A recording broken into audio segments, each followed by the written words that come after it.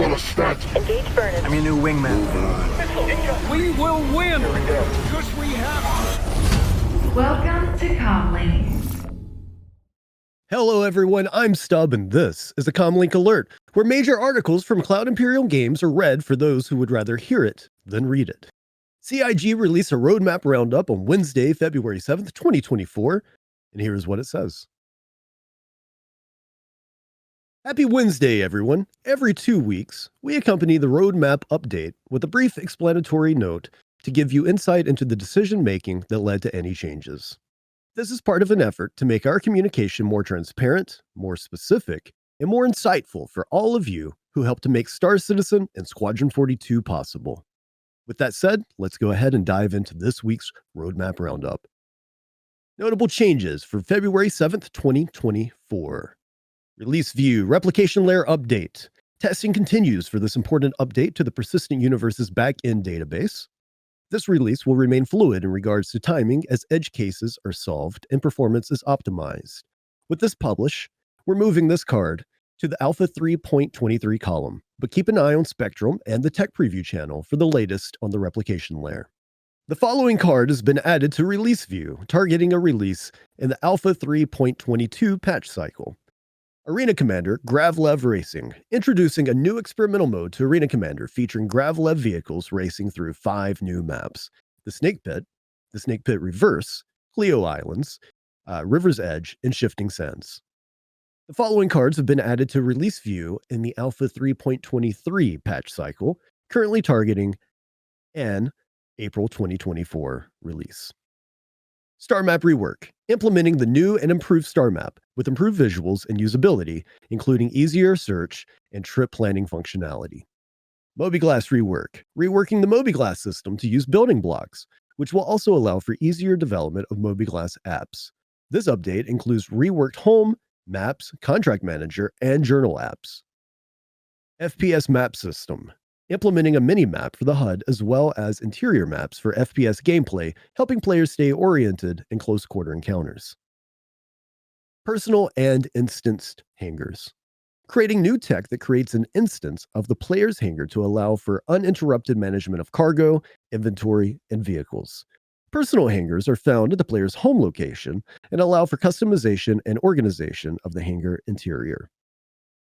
Freight elevators, implementation of systems and content for players to physically load and unload cargo to and from their ships by conveying cargo to and from hangars, landing pads, garages, and docking collars. Yay. Item bank and unique item recovery, adding item bank kiosks to the Persistent Universe, allowing players to retrieve and store FPS items in multiple locations.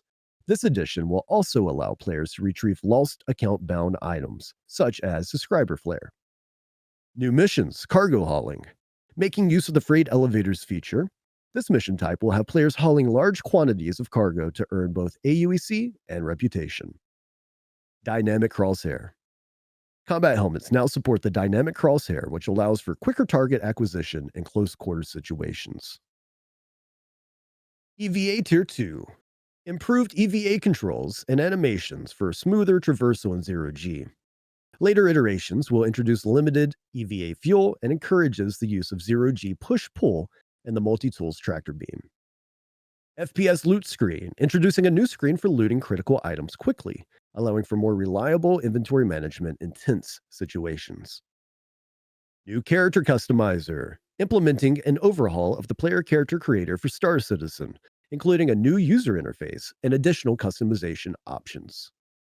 Visor and lens HUD rework, converting the visor lens system to building blocks for improved performance and flexibility.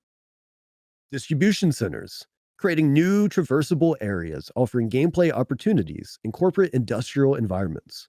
This initial release includes the surface levels of the facilities, with underground areas coming in a later update. Dynamic events, Blockade Runner.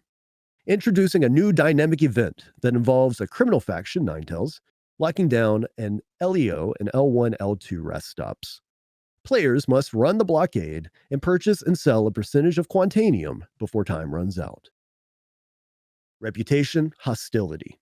Adding a new feature to the reputation system where players will encounter AI that are either friendly or hostile based on their reputation with the organization the AI belonged to.